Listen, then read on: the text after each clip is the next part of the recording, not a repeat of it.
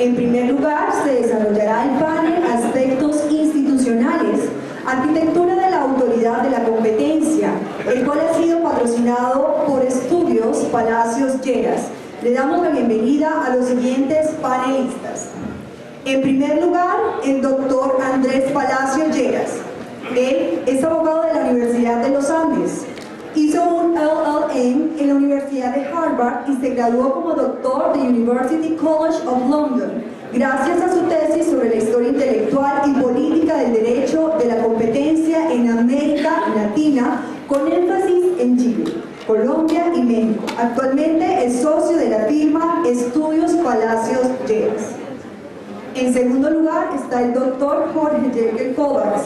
Es abogado javeriano con especialización en Derecho Comercial y Derecho de las Comunicaciones de la misma. Ha sido profesor de diferentes universidades de Bogotá, superintendente delegado para la protección de la competencia de la Superintendencia de Industria y Comercio y actualmente es socio de Jekyll Montoya y Abogados.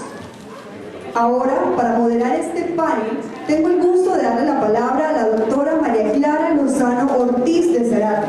Es abogada javeriana, especializada en estudios europeos y en Organización Mundial del Comercio. Es miembro de la Junta Directiva de la Asociación Colombiana de Derecho de la Competencia y desde hace 15 años tiene su propia firma, Lozano Abogados. Bienvenida, doctora Lozano.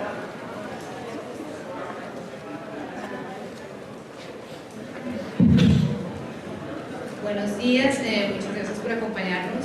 Gracias a la Asociación Colombiana de Derecho de la Competencia por organizar este evento. Bueno, vamos a dar comienzo a nuestro panel sobre la arquitectura de la autoridad de competencia.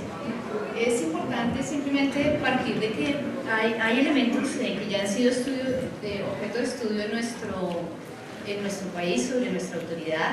Lo primero es que ha habido unas recomendaciones en la OCDE, unos llamados de atención simplemente sobre la importancia de que nuestra autoridad de competencia sea una autoridad de competencia independiente, que no sea sometida al control político, que pueda tomar decisiones de manera separada del control político, y eso ha sido objeto también de algún tipo de regulación por parte del Estado colombiano, que finalmente emitió el decreto 1817 de 2015, decreto que fue en su momento modificado, donde básicamente lo que se establece es un nombramiento por un periodo fijo para el superintendente.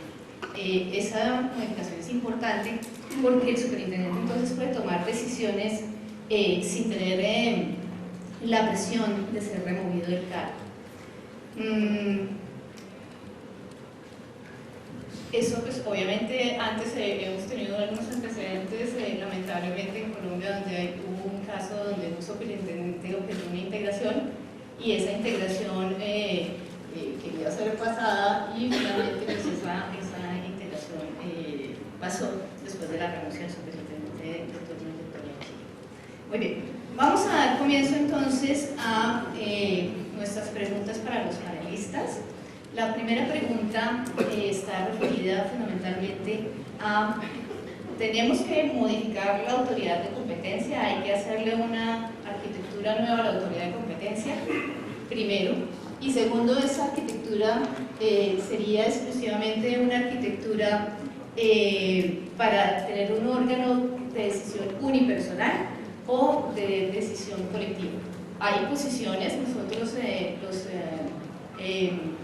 distintos abogados en materia de derecho a la competencia han empezado ya a explorar ideas, y la idea de este panel es básicamente tratar de empezar a concretar esas ideas y empezar a tratar de definir si tenemos o no que hacer algo con la autoridad, y en qué sentido y en qué dirección deberíamos implementar modificaciones a esa autoridad.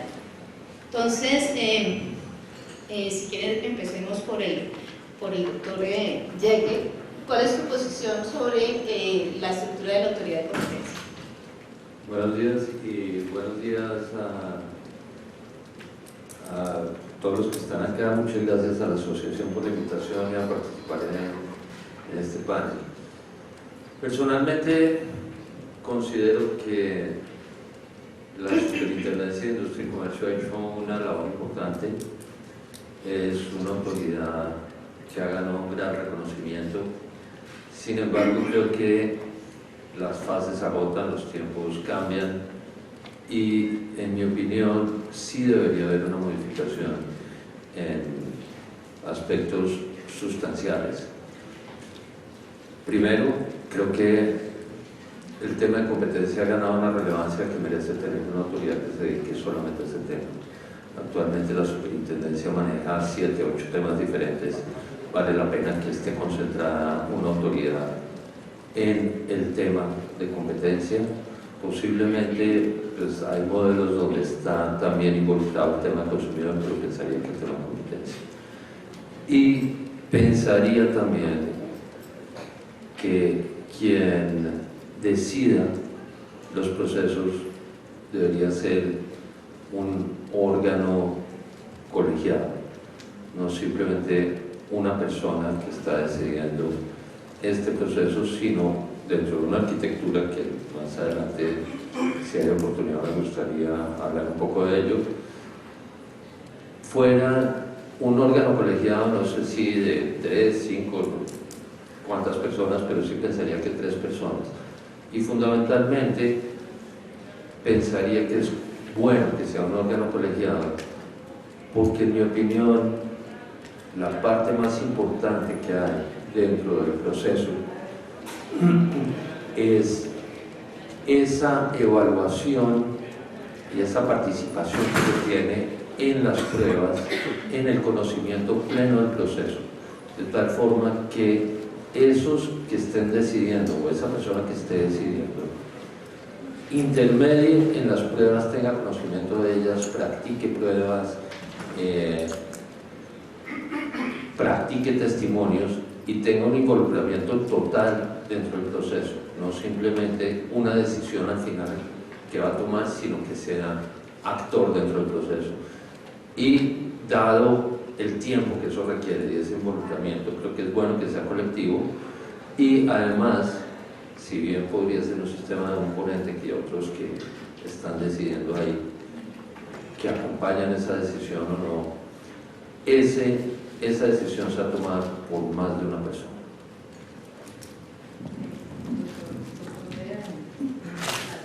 Bueno, muchas gracias al doctor Yackel, a Clara, a todos los miembros de la asociación. Muchas gracias por permitirme participar acá y a todos ustedes por acompañarnos. Yo creo que una manera de interpretar y de responder correctamente a esta pregunta parte de entender la historia de las instituciones. Si nosotros miramos, la Superintendencia de Industria y Comercio aparece después de que aparece el régimen de competencia, entra a reemplazar a la Superintendencia de Regulación Económica y viene básicamente con unas funciones que hoy entenderíamos más como de promoción de la industria nacional que de protección a la competencia en el sentido contemporáneo en el que hablamos de ese tema. Y yo creo que muchas de las patologías que vemos en el funcionamiento de la autoridad devienen de eso. Patologías, entre comillas, la gran discrecionalidad que tiene el superintendente para muchas cosas viene precisamente de un sistema de derecho administrativo que cree que el Estado puede escoger qué conductas sanciona y qué conductas permite. Si eso les parece a ustedes que es un poco raro, pues no hay que ir más lejos que la ley 155 del 59 y ver la prohibición general y al mismo tiempo el parágrafo, que es la excepción a eso, y posteriormente su reglamentación con el decreto 302 del 64 y actualmente en la sección séptima, si mal no estoy, de la circular única de la superintendencia. Entonces, esta como gran amplitud que proviene de este sistema de derecho administrativo, pues yo creo que es una ventana para entender muchas de las cosas que estamos viendo. La pregunta, por ejemplo, de si es una autoridad plural o única, creo que tiene que estar mediada por la pregunta anterior, y es, vamos a tener una autoridad que realmente proteja la libre competencia independientemente de políticas de promoción industrial. Y ahí, si respondemos esa pregunta en un sentido al otro, creo que ahí sí viene la pregunta entonces de cuál debe ser su conformación. Yo discrepo respetuosamente de la posición del doctor Yackel. Yo creo que la discusión de si es una autoridad compuesta por un cuerpo colegiado, como por ejemplo el Pleno de la Comisión Federal de Competencia Económica o alguna otra institución por el estilo, o una autoridad unipersonal. En realidad tenemos que tomarla a partir de lo mejor que tengamos en las ciencias sociales sobre cómo deciden las personas. Las ciencias sociales, o por lo menos las cosas que yo he visto en materia de ciencias sociales, muestran que las autoridades colegiadas pues, son buenas para unas cosas, pero no son tan buenas para otras. Y tanto los individuos como las autoridades pues, tienen un tipo de sesgos que es importante tener en cuenta. Yo creo que este es el tipo de consideraciones, que son consideraciones de índole científico, lo que debería llevarnos a decidir por qué tipo de autoridad tenemos. Pero pasando antes pues, por una serie de discusiones de políticas públicas muy fuertes sobre cuál es el rol de esta autoridad de competencia, qué tan decidida va a ser en estos temas. En su concepto, doctor Palacios, ¿cuál es el rol entonces? ¿La Superintendencia de Industria y Comercio debe apoyarse en una actividad de promoción industrial o no debe apoyarse en una actividad de promoción industrial? Yo no creo que la autoridad de competencia deba apoyarse en una política de promoción industrial. Yo creo que en la gran mayoría de los casos cuando lo ha hecho mal. Creo que los gobiernos no son buenos para escoger campeones de la industria. Ahora, también reconozco que muchas de las decisiones tienen impactos en ese sentido y que son difíciles. Pero tal vez un poco volviendo a la respuesta del doctor Jekyll, lo que él y yo sí estamos de acuerdo es que tiene que ser una autoridad independiente. Y la independencia trae una serie de discusiones muy positivas que deberíamos dar con respecto a cuáles son los límites del derecho a la competencia frente a la política de promoción industrial. Para usted. No, pienso que una cosa es la promoción de la competencia y otra cosa es la ejecución y la vigilancia de que las normas de competencia se cumplan. Pienso que esa parte de ejecución de las normas de competencia es una labor que sí debe ser independiente, que debe ser de un órgano que no dependa, por lo menos en su integridad, del gobierno. No tengo claro, y podría haber diferentes formas de nominación de esas personas que conformen lo que en mi opinión es mejor, que es una autoridad colegiada. Periodos diferentes de cada uno de los miembros de tal forma y que no coincidan con los del gobierno, de tal forma que ningún presidente puede estar nombrando a todos los miembros. Y otra es la actividad de promoción, que creo que es más cercana a las entidades regulatorias y lo dejaría dentro de las entidades regulatorias. Ahora, tampoco creo que uno pueda mirar de la misma forma temas diversos como es integraciones empresariales, donde entran los grandes campeones, con la ejecución de las normas de competencia frente a hipótesis de incumplimientos. Es decir, cuando estoy ejerciendo una vigilancia y estoy haciendo un enforcement, creo que es una labor completamente distinta que cuando estoy presentando una solicitud al Estado para que me autorice algo y no se está discutiendo tanto si se aplicó bien o mal una norma frente a una conducta o una conducta frente a una norma. Uno es un tema puramente sancionatorio, de derecho sancionatorio, que debería tener ciertas garantías constitucionales de imparcialidad, de neutralidad, de presunción de inocencia, de cargas de la prueba. Y otra es una petición para que me sea autorizada una actividad comercial en determinadas condiciones. Entonces, creo que van por caminos diferentes. Sí pienso que la parte ejecutora de la norma, la parte de enforcement, debe ser independiente y debe ser aparte de la promoción de la competencia. Ok, entonces tenemos primero una coincidencia entre ustedes en términos de que los dos coinciden y creen que la actividad, por ejemplo, de la autoridad de competencia no tiene que ver con una actividad de promoción industrial, o sea, no es su papel. Y tiene que ser una autoridad que se ocupe fundamentalmente del tema ya por un lado de enforcement, y tú separas el tema de enforcement del tema de integraciones, Me gustaría saber su posición sobre ese tema, doctor Palacios. ¿Separaría el tema del enforcement meramente de conductas del tema de integraciones en la autoridad? ¿Le daría un tratamiento diferente como autoridad a ese tema de integración? Pues es una pregunta.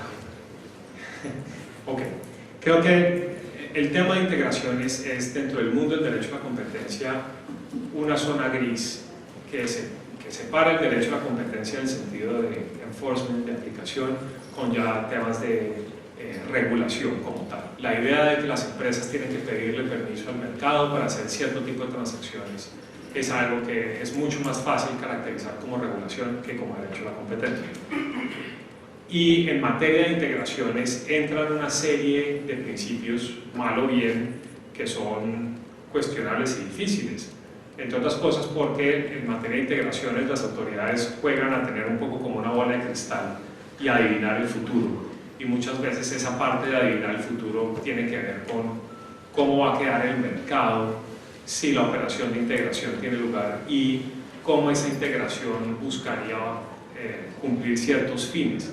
Esta segunda pregunta de los fines es particularmente relevante para el tema de los campeones nacionales. Si uno permite una integración o una integración o un conglomerado, por ejemplo, tratándose de un campeón nacional, pues debe haber una discusión pública sobre cómo eso promueve los fines de tener este campeón nacional. De pronto el punto medio que yo propondría es que si vamos a tener campeones nacionales y si eso va a ser parte de la política industrial del país, debería haber una ley que así lo haga, que lo promueva, que lo diga explícitamente, y esa ley debería establecer los criterios y los parámetros dentro de los cuales puede actuar este campeón nacional.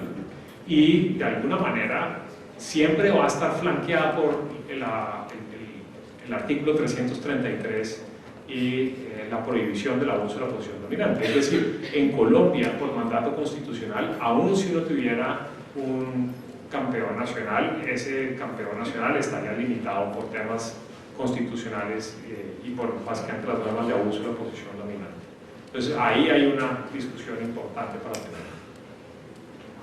Okay, entonces, si en el tema de campeones nacionales, que está íntimamente vinculado con el tema de si la autoridad de competencia está o no para la promoción industrial y cómo vamos a manejar ese tema, y la independencia de la autoridad frente a la promoción industrial, pues el tema de los campeones nacionales, tú dices, hay que definirlo por ley. O sea, eventualmente la ley ex ante tendría que decir, ok, vamos a tener el sector energético colombiano, lo vamos a manejar como un campeón nacional, queremos hacer una política hacia adelante con ese sector energético y por tanto vamos a darle un impulso y vamos a promover o a facilitar unos criterios para eventualmente concentrar el sector, permitir concentraciones en el sector para darle potencia al sector en el mercado nacional e internacional, eventualmente. Tú dices, esto es una ley.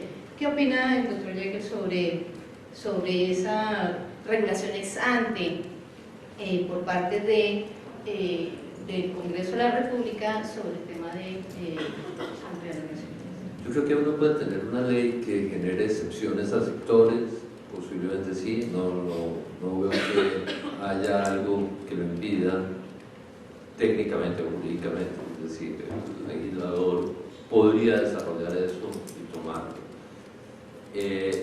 Podría empezar a crear nichos. Lo que pasa es que creo que es muy difícil mirar hacia adelante y tratar de predecir y adivinar cuáles nichos van a ser importantes y qué sector va a ser importante y cuáles podrían ser las coyunturas que se llegaran a presentar y preverlo en una norma. Eso llevaría a que constantemente se estuviera tratando de legislar para generar nuevas excepciones y abrir la puerta. Me parece que es difícil. Creo que es más una decisión de quien está en la cabeza del Ejecutivo y está dirigiendo la economía, de decir, en este momento yo creo, y para eso me eligieron, para decidir, creo que este es un sector importante de darse una excepción a tal campeón, o tal empresa, o no quiero quedar, o no quiero poner en riesgo la estabilidad de esta empresa que es muy importante para el país, o no quiero arriesgar que esto sea manejado de otra forma, no sé. Es el Ejecutivo y para eso escogen y se elige al Ejecutivo, y creo que en temas de integraciones sí hay cierto nivel de influencia político que naturalmente se da y que naturalmente pensaría que se da. ¿Cómo entonces manejar esa dicotomía que plantea el tema de tener una autoridad de competencia independiente frente a esa decisión a ese punto de que es una decisión del Ejecutivo? Yo entiendo que evidentemente hay que tener cierta flexibilidad porque prever el mundo de los negocios y el mundo de la economía es bastante difícil y en ocasiones todos nos llevamos una sorpresa más por las economías disruptivas en la actualidad.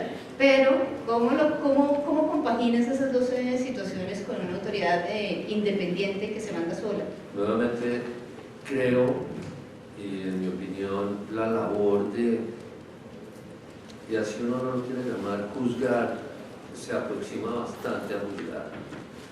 Decidir casos de faltas a las normas de competencia es una labor distinta de la autoridad de integración.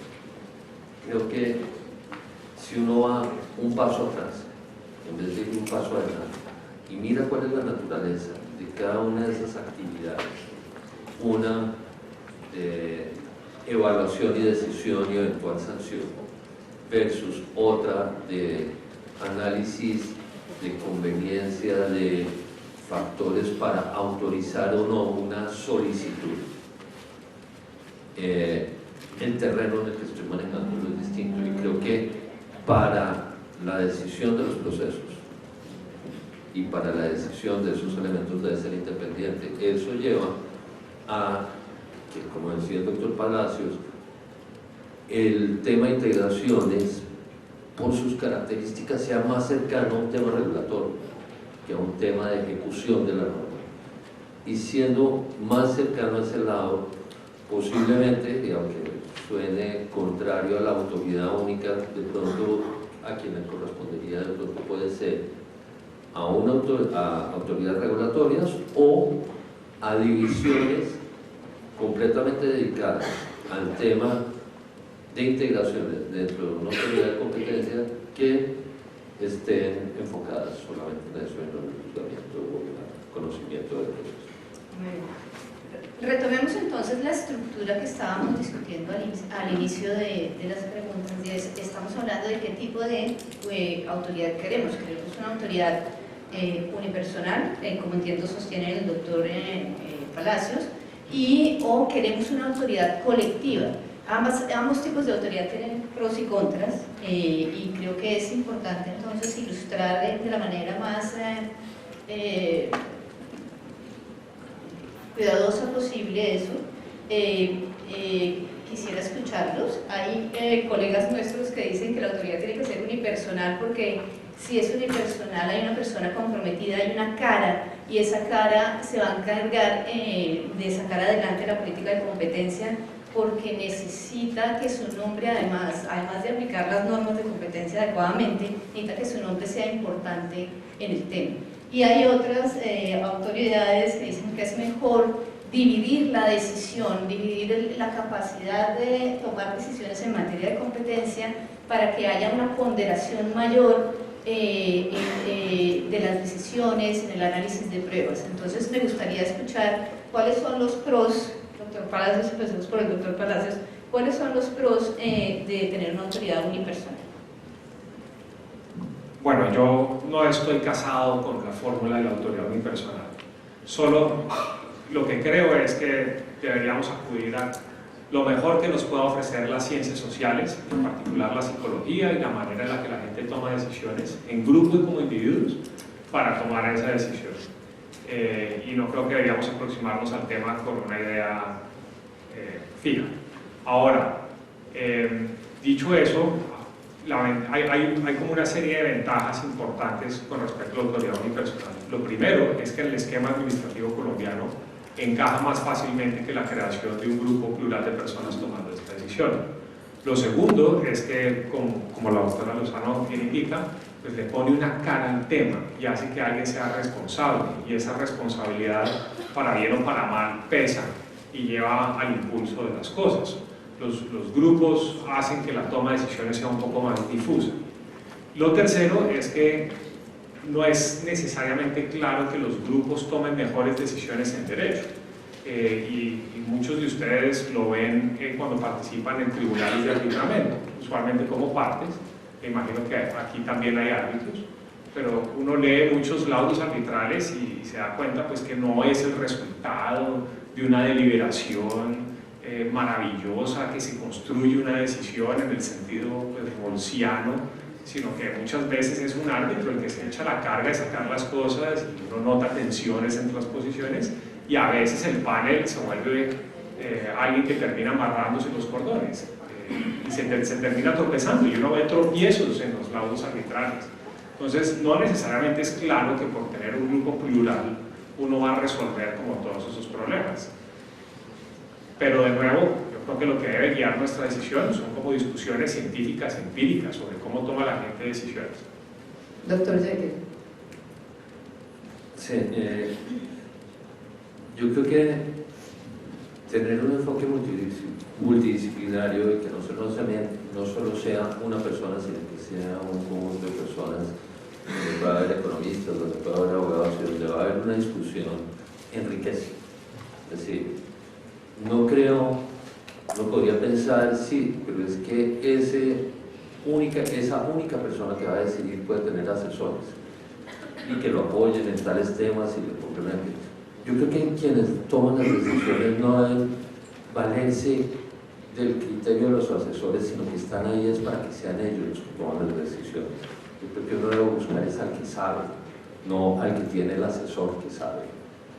Y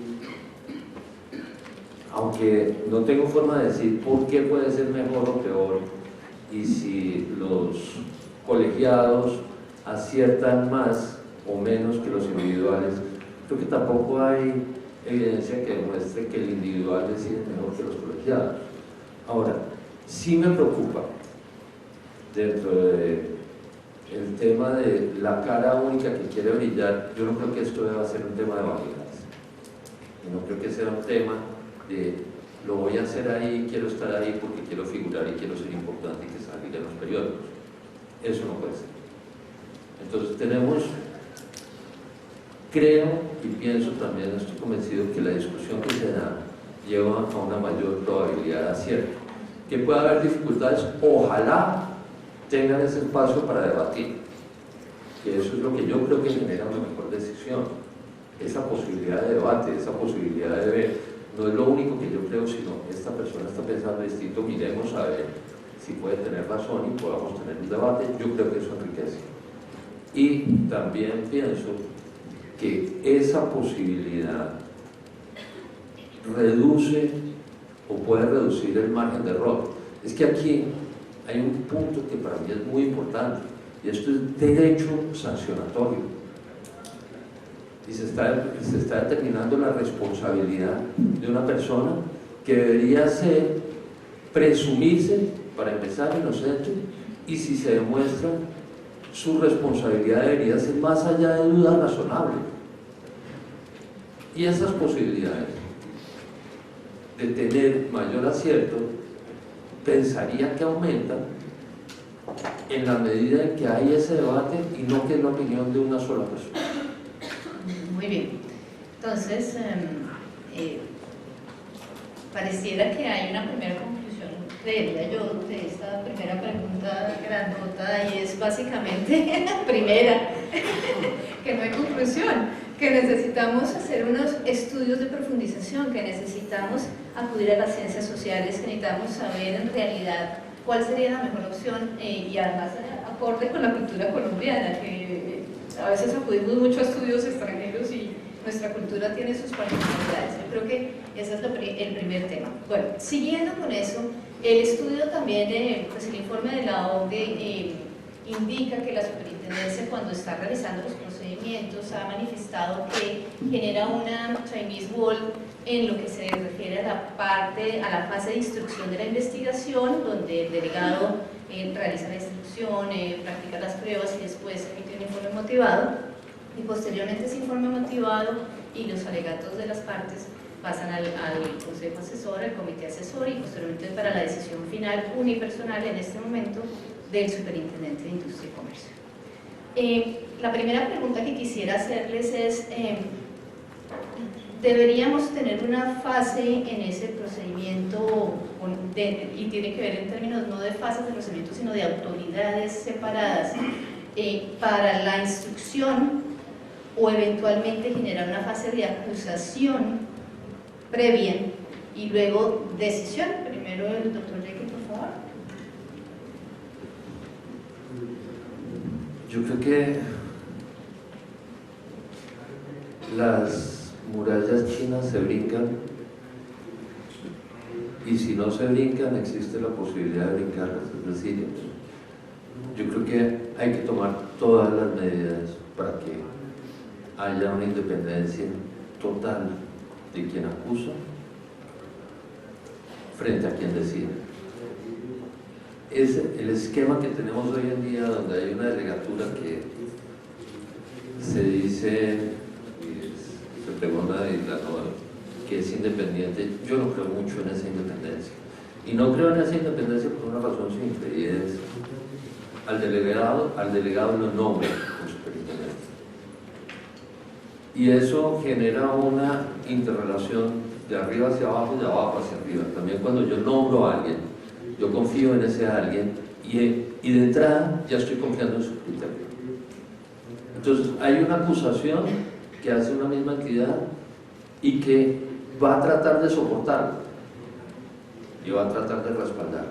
Yo creo que en el esquema de mis sueños y del niño Dios debería haber una entidad que acuse y que sea ajena a quien está decidiendo.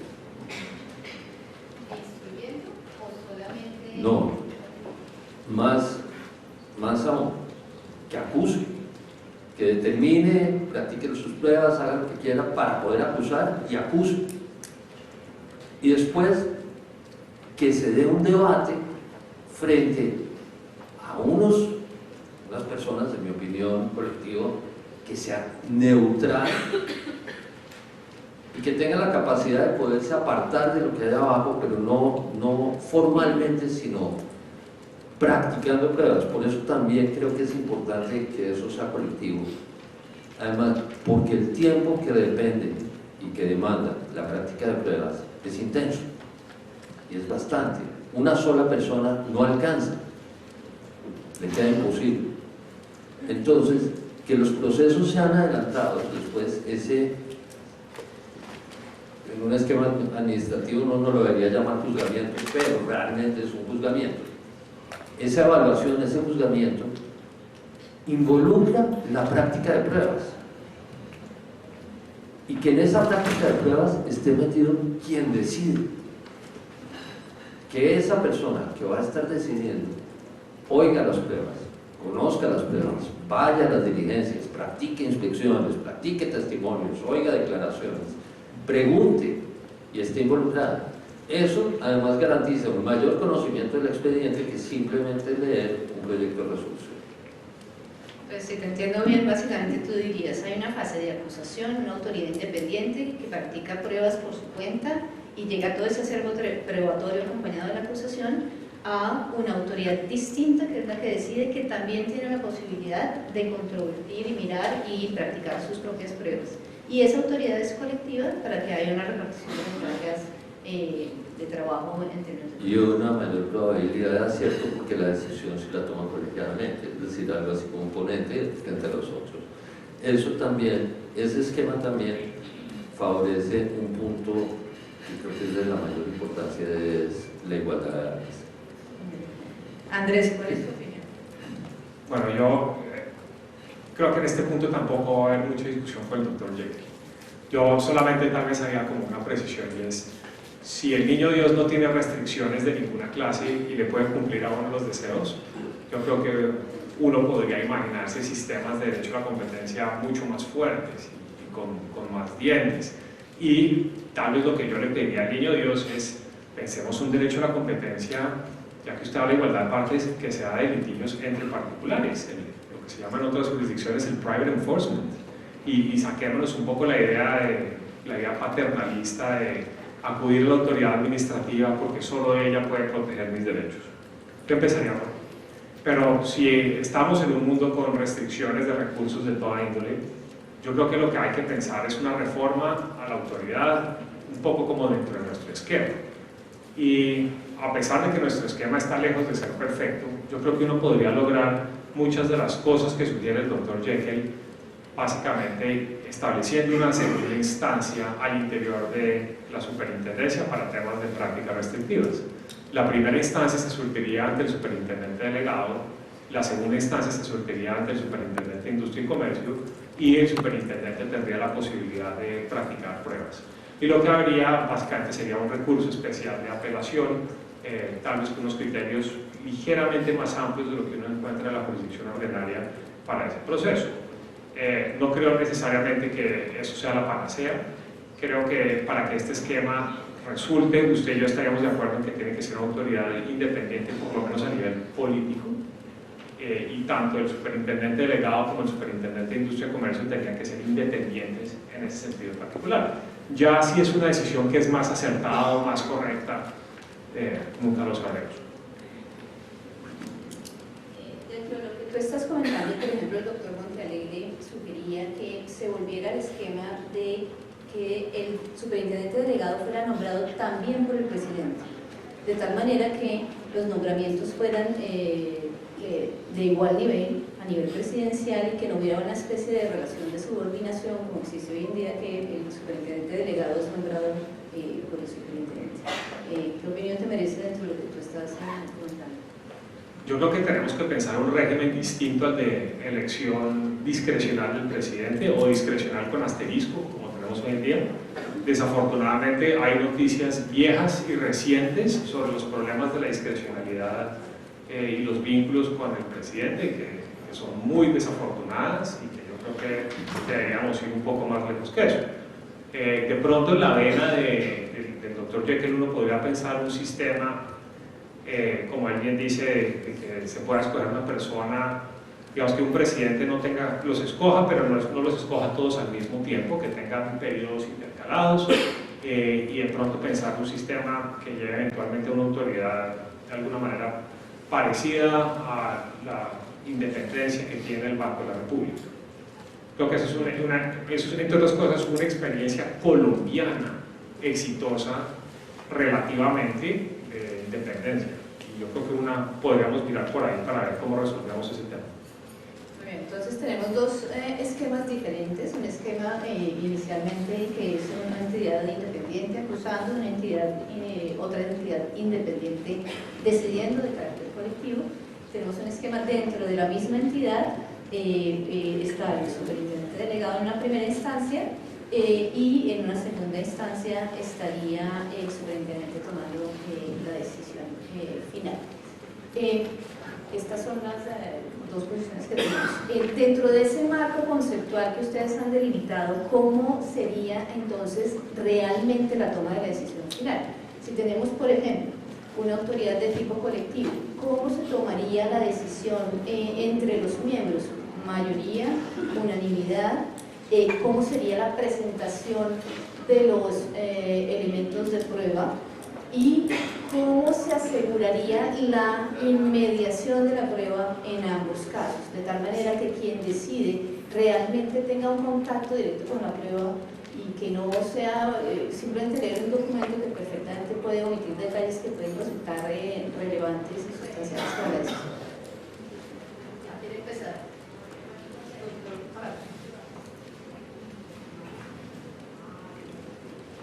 La parte de la inmediación de la prueba es de la mayor importancia. Y yo creo que el tema del trabajo probatorio y el régimen probatorio aplicable hoy en día es un tema pues, que, como hemos visto recientemente en las decisiones de la Corte Constitucional, de la mayor importancia y nos hace falta avanzar hacia ahí. Creo que buena parte de la liberación que presupone el doctor Jekyll en este grupo plural de personas que toman decisiones, el tema probatorio va a ser muy importante. Lo que uno esperaría es que todas las decisiones, obviamente, se basen en las pruebas y que sean decisiones de unanimidad. Posiblemente eso no sea el caso y con frecuencia lo que uno encuentre sean situaciones de 2-1 o de 4-5, o en fin, básicamente una posibilidad de que haya salvamentos de voto. Yo no tendría necesariamente problema con eso, pero lo que sí me parecería muy difícil es situaciones, por ejemplo, como las que uno encuentra con salvamentos de voto en decisiones de la Corte Constitucional, en que el salvamento de voto muchas veces es un guiño para la jurisprudencia que viene, sugiere los cambios que está pensando la Corte hacer. Me parece que en materia de libre competencia hay una serie de intereses económicos como tan claros. Esa relación entre la decisión principal y el salvamento de voto puede ser muy complicada. La ventaja que tiene tener una sola persona que toma decisión es que, para bien o para mal, es la decisión de una sola persona y hasta ahí llegó el debate. Y no lo deja uno un poco como con ese cálculo de si el funcionario dijo esto y quién es el funcionario que se va para un lado en estas discusiones y quién es el que se va para el otro en ese tipo de cosas. Como ese análisis político y desafortunadamente en nuestro contexto politiquero de las decisiones, eso me parece complicado. Bueno, creo que en el tema en la inmediación de la prueba, el contacto de la prueba de quién va a decidir con la prueba, no tenemos mayor discusión. Creo que ese es un punto que es algo más que un regalo al niño Dios, es un clamor, creo que más que colectivo que todos quisiéramos. En el tema de si debe ser en un esquema de cuerpo colectivo, si debe ser una decisión unánime o si no tendría que ser forzosamente unánime. Pero bueno, ya si le estoy pidiendo regalos al niño Dios, se los pido completos. Entonces, por supuesto que quisiera que fuera unánime. No por un capricho y no porque quiera bicicleta y además patines, no, sino porque si voy a ser purista, llegaría a que siendo temas sancionatorios la decisión debería ser más allá de dudas razonables, por lo que si hay un salvamento de voto es porque hubo alguna duda razonable, si no, no habría salvado el voto. Sin embargo, creo que ni siquiera en los esquemas penales se da y la Corte Suprema, por ejemplo, en la sala penal puede salvar los votos y los tribunales también pueden tener salvamentos de votos. Luego, creo que el niño Dios no va a ser tan generoso conmigo como yo quisiera y pedir esa unanimidad, creo que sí, a pesar de mis ideales, llegaría a un imposible práctico. Pero creo que los salvamentos de voto, pues, podría, usando la misma frase del doctor Palacio, podría vivir con él, no me cortaría las venas por eso. Y si genera dudas, si genera ese juego político de miércoles, ¿a quién le va a caer esto? ¿Será que le cae mejor que le caiga al que viene por este lado que el que viene por este lado? Pues sí, pero va a haber otros dos que va a aumentar la probabilidad de éxito y creo que esa especulación o lo que hace es ponerle un poquito más de picante a la cosa, pero no lo veo como algo grave. Bueno, la unanimidad también tiene un problema serio, ¿no? Porque también implica un poder de veto. Si finalmente tenemos, supongamos, un cuerpo colegiado de 5 personas y 4 consideran que el caso está más que probado y el quinto dice, pues no, y rompe la unanimidad, pues resulta que al final del día quien está decidiendo es ese uno solo contra una opinión favorable de 4. ¿Cómo sería la segunda instancia en el caso de esa autoridad colectiva?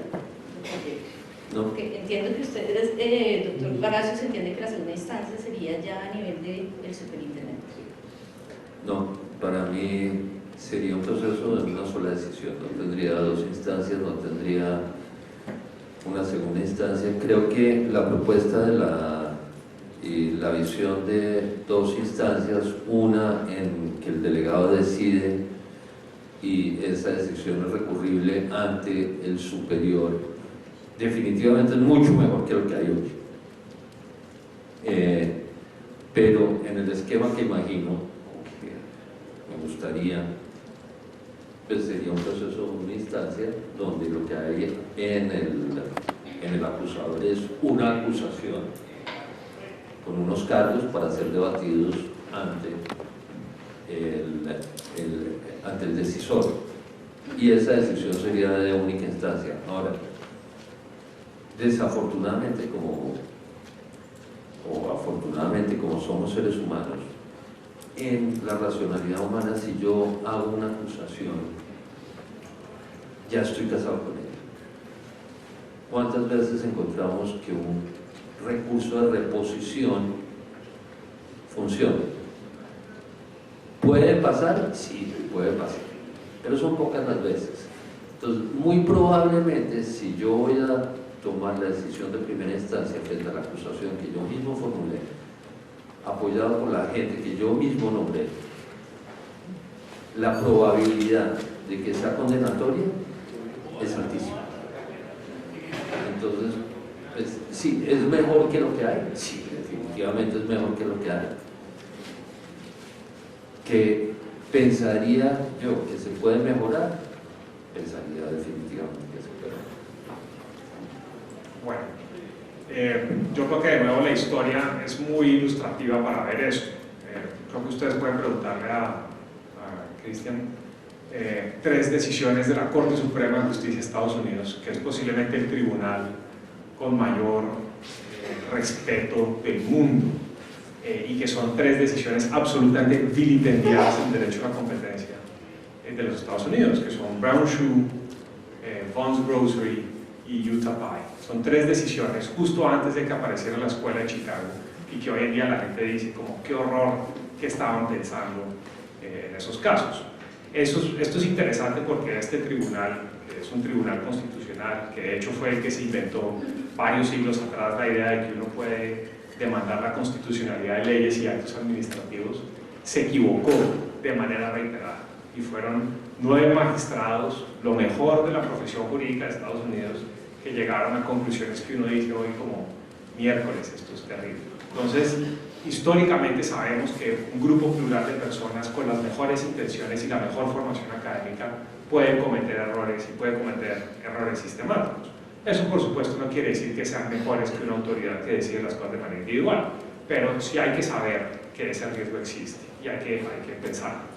Yo de pronto quisiera dejar una pregunta con el público, ya para terminar, y es un tema que hemos discutido, es el de la composición a nivel profesional de los miembros o el miembro que debería tener esta autoridad única, porque sabemos que tiene que ser una autoridad políticamente independiente, sabemos que tenemos que transformar el procedimiento y dividir por lo menos en etapas. A mí me gustaría pensar instancias, pero estamos como más o menos alineados en ese tema.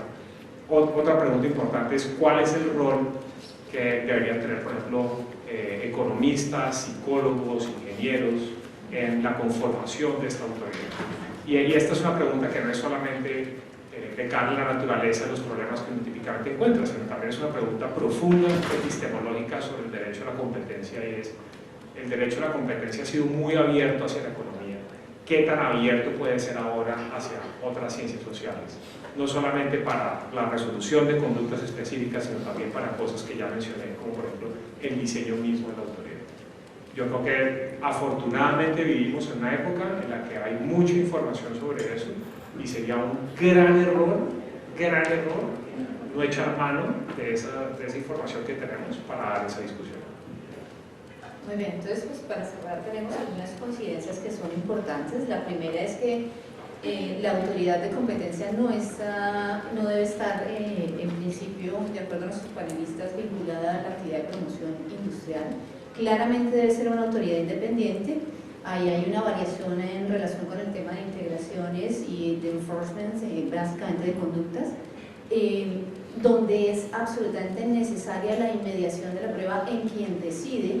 Hay que resolver ese problema tiene que encontrar soluciones prontas, porque es una de las grandes quejas de los practicantes en materia de derecho a la competencia, y hay una necesidad de división en etapas, viendo si se trata de autoridades diferentes o eventualmente dentro de la misma autoridad en el tema de superintendente delegado versus superintendente. Por pensar, nos quedaría entonces ¿cuál autoridad es mejor? ¿Una autoridad de carácter colectivo o una autoridad de carácter unipersonal? Lo que requiere, y estoy completamente de acuerdo con el doctor Palacios en términos de que necesitamos hacer estudios profundos, en términos que vayan más allá de lo que hemos mirado hasta ahora,